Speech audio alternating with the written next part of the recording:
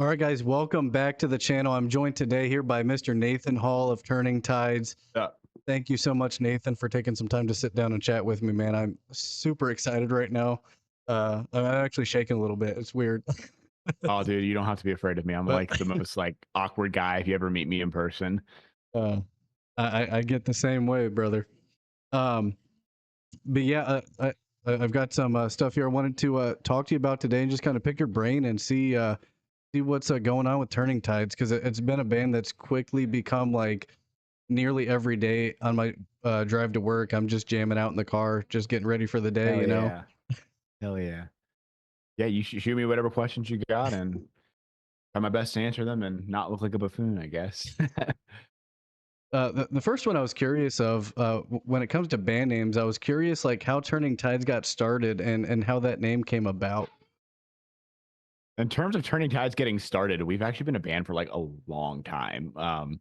It's just we've had a lot of iterations of the band. We started back in 2019, had some lineup changes, and we've also like completely reset our entire like discography. I actually pulled a lot of our old music off of streaming platforms.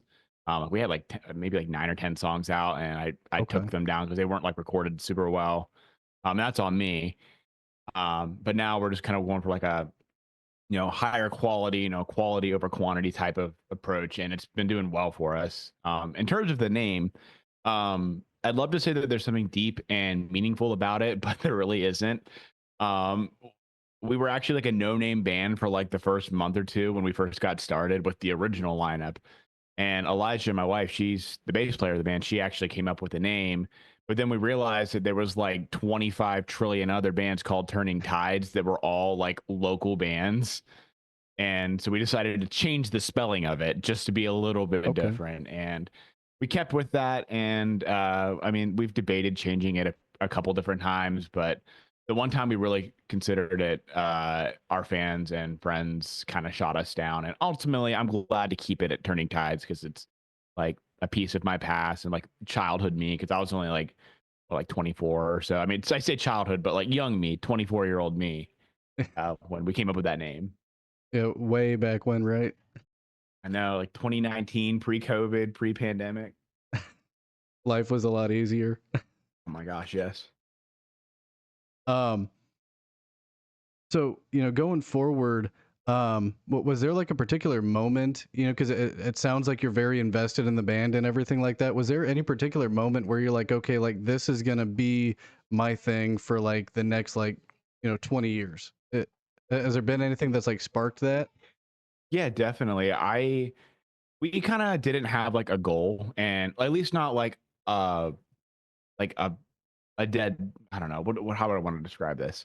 We weren't dead set on anything. We were just kind of like whatever happens happens type of band, and it showed because we were very much a local band. And I actually had a really good conversation with a friend of mine named Chris. He was in a band called The Dead Don't Sleep, and he has a new solo project he's working on right now. But he really kind of opened my eyes. And we had a couple different conversations where he's like, hey, if you want to actually have a chance of doing, well, you need to focus on, making your production better. You need to take it more seriously. It takes, being in a band does take investment. And like, if you want to do it like for real, newsflash, it sucks. I hate it. I mean, it was hard for me too at first, but it's not cheap. It does cost money to, Hmm. have a good band, to be a band, and to, to get gear, to, get good production. And, shout out to my producer Scooter, at Unhinged Studios. They do a fantastic job, and yeah, it was just a big eye opener. And then last year, it was kind of last year when all this happened, like kind of the early part of 2024. Kind of like we were on the cusp of a lot of big changes with the band, and that's when we decided to, basically scrap what we were working on at the time. And we should decided to focus in, on that quality over quantity and investing more into the band. And the first song we ever did with that, new mentality was Roomful of Landmines. And that came out last year. And then now here we are a year later, just now getting to song number 2. But Thankfully, people won't have to wait as long for the next new song after this. Yeah, no, I am very much ready for that day. And I think that's something that going forward is going to pay off like massively. I've been hawking your stats there on Spotify recently, and I recorded I think it was Roomful of Landmines I recorded, and I went over like your Spotify stats in the video, and you were like 10,080 monthly listeners at that time, and that was like last Wednesday, if I remember right, that I recorded that. And by Saturday or Sunday, I went on your Spotify, and you were at like 11,000, like 100 and something. I was like, that's a pretty big jump in a few days. Yeah, the NPC was like the first song that really got like algorithmic traction, but that's also because we kind of did our launch correctly, at least more correctly than we have before in the past. We pushed hard with promotion like in the first couple of days, and playlisting, getting on Spotify playlists. It's just like how back in the day, fans want to get their songs on radio. Nowadays you want to get your songs on playlists, and that traction, even though it didn't seem like a lot of numbers, it was only like a couple hundred or whatever to get started. People that discovered the song were listening to it, and they were listening to it all the way through, and they were adding it to their music. Spotify said, "Hey, we like that, so we're going to push your song more," and it got us on a lot of people's Discover Weekly and Release Radar. And if I'm not a wizard with like the Spotify algorithm, but I know that this works, and this is what I should have been doing all along. But again, shout out to my friend Chris, because he actually gave me a lot of insight on that, and it paid off, and it's paying off. So That's awesome. That's awesome, and I'm happy to see that that things are definitely going that route for you guys. And that's the biggest thing. Like with I think any platform out there right now is like, do people listen to your stuff and do they like your stuff? And if so, then naturally you're just gonna kind of get pushed, which is awesome. Um, absolutely. the one thing, because watching my channel, I talk a lot about mental health, and listening to NPC and Roomful of Landmines like so much, like I can tell that there's clearly some um mental health themes with those. um so I was just kind of curious what inspired you to have those tones in your music. I've always been like, I mean, I'm pretty open about it. Like, I have actually struggled with my mental health for a good chunk of my life. My big thing is I've always been a very anxious person. Like anybody who knows me in my personal life, I have had panic attacks for a good chunk of my life. I've been, in and out of counseling, and with that, there's been that, that depression as well, because then my anxiety makes it hard for me to, go out and do the things I love. And that music, even as like since I was a young kid, like that's always kind of been like an outlet for me in handling that. And that's like it's not a foreign concept. I feel like so many people, that's like they're out, like music is what is a cure for that. And for me, I'd rather you know like I'm not a drinker, so like at least not a frequent drinker. And I don't turn to that. I turn to, my music instead. And well, sometimes I write, like there's a lot of our back catalog that doesn't exist on streaming platforms anymore, but some of the stuff was a little darker and, a little more angry. And I think, NPC and Landmines, because those were like my therapy sessions. That was me just writing whatever was on my mind at the time. And, uh, yeah, I think the aspect of, me and my struggles is always going to be, in our music. Um, in terms of those two songs specifically, NPC and Landmines, which one do you want to hear about first? I'll let you pick. um I've been digging Roomful of Landmines a lot, so let's start with that one. Oh, really? That's see, Landmines. This is an interesting song because I feel like it was a song. Whenever I write my songs, obviously I want to be inclusive. I want to find ways to like make it to where a general audience can relate to something, but I also like songs to have more of a specific meaning. But as I've begun to write more and more, I realize it's better to write songs that can be open to interpretation. Landmines, ironically enough, was actually just written about a job I had. I really was just super stressed out with my employer. I was I don't want to give away too many details, but I was working during the pandemic in the healthcare, and Mm, I don't have any animosity towards anybody that I worked with. If they happen to be watching this, we're chill, y'all. And I don't like. I was an angsty 27-year-old boy whenever I wrote that song, or however old I was. But Landmines was very much, hey, I'm kind of angry with my situation here. But over time, I'm in a different place in my life now where I don't hate my job, and I'm very thankful to be around a lot of great people. With my band, my friends, my family, my wife. Um, but the song still applies because last year I had a fallout with a very long term friend of mine, and it was really hard on me. And it's funny because after this friendship kind of ended a couple months later, I realized, wow, landmines kind of applies to this situation too. And so, in a way, I kind of relate it to that nowadays, but it's open to interpretation. It's just a song that's about, realizing that you're, they say grass ain't always greener on the other side. Sometimes it's not mm, green on the inside. And that's where that line came from. And sometimes it's good, to explore, your other options, your ways out, mm. in a healthy way. And what about NPC? Because NPC, yeah, this one.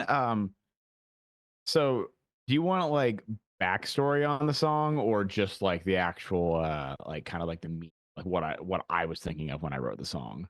um, when it comes to that, like I whatever you're willing to share, if you would prefer one way or the other, I'm completely cool. Of course, Um, I would love to hear the backstory, but that's I'm more thinking in terms of like brevity. I didn't want to like talk like too long because I'm a talker. I will literally, like, especially with like the creative process of what I do.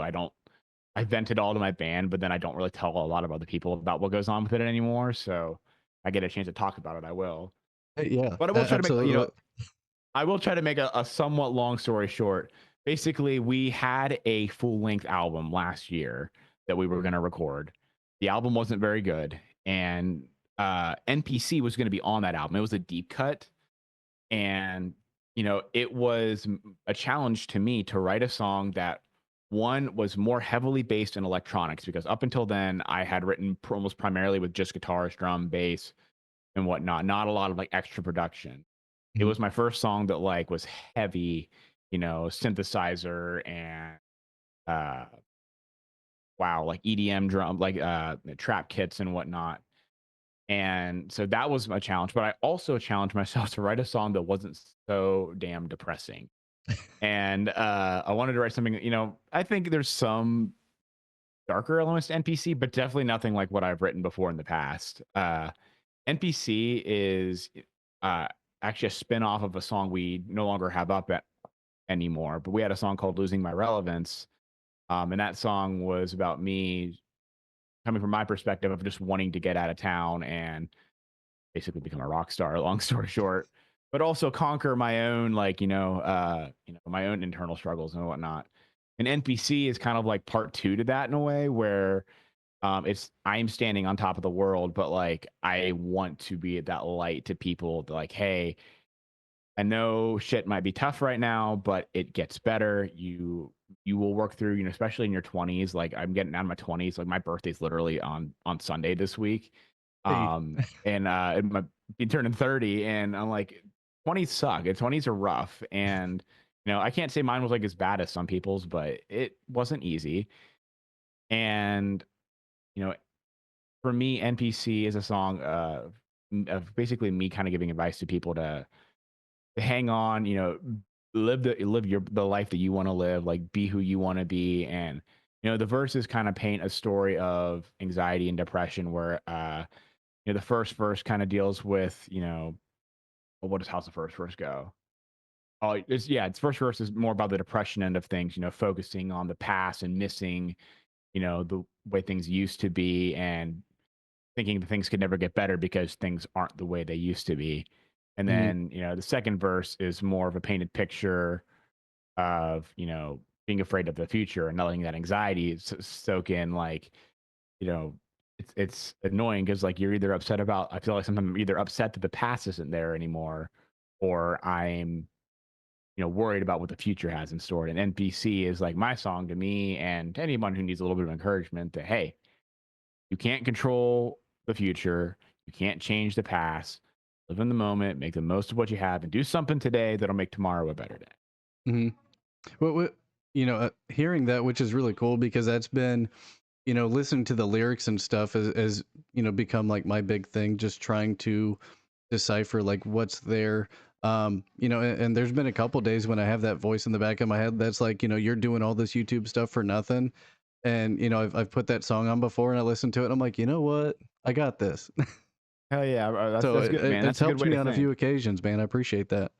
Yeah, it's hard, like especially being like, I feel like nowadays a lot of people want to be content creators. I've been making like YouTube videos and music literally since I've been in high school, and I've never had like extreme success by any means. Like, I mean, I've had some moments, I've had some videos that did somewhat well. I've had, recently, NPCs, the streaming numbers have been really good, but it's a grind and you kind of got to balance it out where it's like, you need to make sure you're still having fun with it. Hmm. But you also, you do want to work hard because, I do believe that, goals are obtainable. It's just, you know, sometimes you got to be willing to play that algorithm, to talk, make videos about what people are, watching and researching. And with music you got to write songs that are modern, that fit with what a lot of the other bands are doing. Hmm. To an extent, I want to do that, but like I also want to add my own flair on it, so I'm not like Right. another octane core band.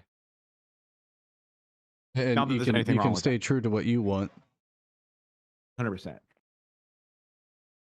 And kind of curious too because I'm very excited. I've been eyeballing the High Spirits Fest that's coming going to be Oh happening yeah. in October, and I got tickets to that. I've looked at the lineup a couple of times, and then after we got talking, I saw it on your page where you shared that, and I was like, wait, Turning Tides is going to be there, and I went and looked it over. I was like, how in the world did I miss that? Yeah, we High Spirits. I actually we got to play that last year. Um, Huge thanks to Nick Sinclair. He owns a media company or promotion company. I don't know what you would call it, called Dirty Work Entertainment. And he did a couple things with us last year. We did this like Rock the Alley or Rally in the Alley or something like that. And we got on good terms with him there. It was a really cool show, just literally like right by the skyscraper in Columbus, Ohio, whatever that big one is when you first Oh, drive into the city. That was really cool. And then he invited us back for High Spirits last year. And it's funny because last year we were like the 12 a.m. band, like we were the first band of the day. And I requested that because we had another show that day too. We actually did two shows that day. So I'm thankful that is allowing us to come back and play again. And this time we'll be able to just stay for the whole day and not have to bug out and like go play another show somewhere else. that's awesome. I'm definitely looking forward to being there because I definitely can't wait to meet you all in person. Yeah, and Um, it's a pretty stacked lineup too. I know some of our friends, Avarice is going to be on the bill. Kissing Lilith, To Kill a Monster is going to be on. Oh, I just realized you're wearing their shirt. just got it in the mail. And there's a handful more too. I know I'm probably missing a few, but there's Lonely Ones are on there too. Talked to those guys last year. They're really chill. It's a really stacked lineup, and I encourage everyone, if you want go see some cool modern rock and metal and everything in between, come to High Spirits Festival. It's going to be a sick ass time in Columbus. It- October 18th. Coming up soon. Absolutely. um, Yeah, it's 2 months or something like that now. Holy crap. This year's gone it, by it, it will fast. be here before you know it, man. Um, yeah, I was curious since we were talking about the live events. I've been curious if there's any certain like band rituals that you guys do, just because I always think that those are pretty unique to hear about. We don't really have like we try to do this thing. If I had anyone else here, it would be a little better. We do this hand hug thing. Um, but like I don't know, it's literally all we do when we forget to do it sometimes. Sometimes we'll huddle, especially when it's like a bigger show, because usually we're all like a little on edge. We want to kind of chill those nerves out a little bit. But no, unfortunately, we don't really have a very formal pre-show ritual because usually we're setting all of our stuff up and Mhm. pretty much right into it with most of the shows we do. We don't usually get sound checks. It's a line check and go for it, boy. You're live now. Let's go. Yeah. Yeah, I've been watching some of the videos that you have up on your YouTube channel and stuff, and I've seen that you've had some vlog content up and doing live shows. So definitely getting out and meeting the fans. Are there any like really cool or funny stories from getting to meet either fans or just funny stuff that happened at a gig? Oh god, I have a lot of weird little stories. I think probably one of my favorites, uh, in terms of meeting fans, we played this festival in West Virginia last year called Appalachian Uprising, and it was a small festival, but there was a decent amount of people there, and nobody knew who we were. We were like a little earlier on in the day, but we kind of got a good time spot because the band before us bailed out. So they allowed us, or maybe they were supposed to go after us, and then they moved us forward and gave us extra time to set up. So we were like smooth sailing, easy, like super easy going into it. And it was a really good set. Like we played really tight, and they really liked us. The crowd really liked us, and we had people coming up to us afterwards, and we've never really had that before, wanting our autographs, the set list. We do this thing. We have a song called Sunflower Seeds, which fortunately I did remove that one from streaming platforms also, but it's the one that like I feel like people still go back to, the people that really still ask me about and still love a lot. But we throw fake sunflowers in the crowd, and they're coming up with those, or they're wanting more sunflowers if we have them. It was a really cool moment, and there was this older lady. I can't remember what her name was, but I can't remember. She had something like kind of relatively tragic that happened not too long before the show, and apparently she had listened to us quite a bit before that and really adored us. And it was a really touching moment because not to get like like super like I don't keep the good vibes here, but like we've had some deaths in like our family with our grandparents and whatnot, and Mhm. just having that figure there, and she was just a really sweet lady, and the fact that she liked us, this rowdy group of 20-year-old kids just goofing off, like it was just something really sweet about it. I have a picture of her still too on my phone somewhere, but I don't have it like just to show right now. um and in terms of like weird crazy show stories, I like to tell the story that quick version of it. There was one time, the first show Turning Tides ever played was actually in New York. Wow. We drove 9 hours to play a dive bar in New York. And I didn't realize we got on. It was a festival, so like kind of like a South by Southwest style gig. And I didn't realize we were approved. Like we actually got on the bill until like 3 weeks beforehand. And I like about shit my pants when we got tagged that our name was on the poster and everything. It had been like that for like months. I just completely missed it. And I had to go to the band like, guys, are we canceling, or are we gonna try to find a hotel and do this? And we only had like 3 weeks to figure it out. We didn't even have any music out yet. Like it was like I think we had a song called Beggar's Crown out at the time, and that was literally it. Um, we still went and did it, and I don't regret it. It was a lot of fun, but that was a wild gig. And I think that festival might be coming back next year, so I'm gonna try to see if we can go back now that we actually have a catalog of music. And hopefully you can be prepared. But that is awesome to be kind of blindsided by that and just be like, all right, like we're gonna figure it out. You go, you make the Yeah, best of it, the and band definitely still holds like Elijah. She's like my wife. For anyone watching this, Elijah's my wife and our bass player for the band. But she is like my guiding light because I am the most disorganized person. Like there's a lot of times people message me and I just forget to message back, even if I did look at it. And she's the one who reminds me when I get home from work, because not I leave a lot of people on red by accident, and I'm trying to not be so bad about that all the time. it definitely does happen. Um, I was curious too. From the mental health standpoint, outside of music, is there anything that you do to kind of help keep yourself like grounded and clear? I'm not gonna lie, it's not always easy, especially like with what I do for a living. Like my job is just kind of chaotic. Not as bad as my last job, but um uh my big thing is just exercise. I try to run like most days. Like I just go for a run in the morning with my dogs before I go to work. And listening to music too helps because that usually gives me like a good like I need good pump up music and sometimes I'll even listen to like the new Turning Tide stuff that hasn't even come out yet just to make sure that like this is going to be a good vibe check. And it, like legitimately, not even saying that just to like show for myself, like it's like if I could vibe to the song while I'm running, then I know people are probably going to like it. Which is really cool, and that's one of those things that's like, it would be kind of cool to be like, running and just like, I'm gonna put on the playlist of me, and kind of get to hear myself. Yeah. But then you can kind of critique yourself from the other side. Like, I Yeah, think that's really cool. I literally was doing that today with a new song. I'm like, I think I need to change this whole second verse because it kind of sucks. Let's keep the momentum going. And I'm a little bit jealous because I want to hear some new Turning Tides. Maybe we can give you a little sneak peek, which I guess do I want to say this? I don't know when this video is coming out, but what I'm going to tell you now, this isn't happening anytime super soon. So don't like think this is like right around the corner, but this weekend we are filming a music video. Oh, Um, so we will, heck yeah. it'll be something for down the line, but we're getting it out of the way while we have a free weekend and the weather's not like raining and snowing and whatnot. So hmm excited for that. Is there anything on the radar that you can talk about that might be sooner? I'll say this. There will be at least one more new song this year. I was wanting to do maybe like another one beyond that, but I don't think the cards aren't going to play out time wise.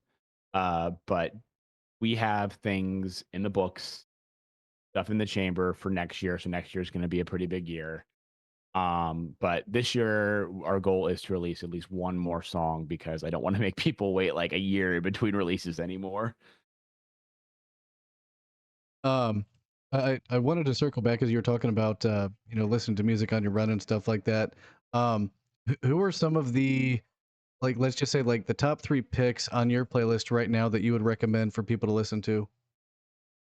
I'm probably like I know like you're kind of more like a metal guy, aren't you? Or you Typically like harder rock slash metal. gotcha. Well, I might offend you with I don't know. Like everyone's a little hit and miss with this, but I'm unashamed of it. I freaking love Machine. I know a Okay. lot of people like hate on the dude, but I literally like I kind of met him last week like 2 times. The dude literally stood like right next to me, like this close to me, for like his new album Lost Americana. I've been spinning that. It's really fucking good, and I stand by that. Definitely more of like an alternative rock, a little light hip hop kind of vibe, but super good. He has a new song called Starman. It's got like a sample of Semi Charmed Life in it. I really dig that. But in terms of other music, I love Motionless in White, which I don't know if you can kind of see it. I have my Motionless poster kind of up there in the corner. Is that one signed? Yeah, it is the signed one. Yeah, that one's signed. And then I really like Gator Member, Beartooth, like those big bands for me that I like loved for years. Those are my go-to, I'd say. That's awesome, and that's one of those things. Like, I haven't listened to a lot of Machine Gun Kelly, but what I have listened to him, I cannot knock that the guy's talented. He's definitely has some Yeah, kind of vision. I think one thing I have to give him props for, and I know people don't like him, but like the dude literally put on a free show this past weekend. Like we did do Elijah and I did do a couple of the paid things, but it still wasn't expensive. Like we got to do an acoustic performance thing for like $20. Like how Oh many yeah. like shows are $20? And then he had a free show in Cleveland. You just go walk in there. And not only that, you got in the venue and they were giving out like a lot of free drinks, like free Monster. So like if you didn't have any money and you just wanted something to do, like there was something free to do. And you could see like a guy who's literally a celebrity. Like, and there's other celebrities there too. We saw Shaq, we saw Matt Rife, what Drewski was there. There's a there's That's a couple of wild. there's a skater there was there too. I can't think what his name is, but like Elijah had his like poster on her wall growing up as a kid. So um he was there and there was more, but I'm really not good with celebrities if I'm being honest. So Nathan, how can people find you on social medias and connect with you? Where can they find your stuff? We are on everything. We are at Turning Tides Official on every single platform other than Twitter, which I don't really use Twitter that much. So like neither here nor there. Instagram, TikTok, Facebook is where we're on the most. Post a lot of shorts and blog style content. Same thing with YouTube. And then of course we're on Spotify, iTunes, or whatever corporate company you give $20 a month to. Heck yeah, man. Well, I absolutely appreciate you taking the time to come out and chat with me, dude. I'm seriously looking forward to seeing what you guys have in store for the future because I think it's going to be something crazy. So I absolutely appreciate your time. Hell yeah, appreciate it. See y'all.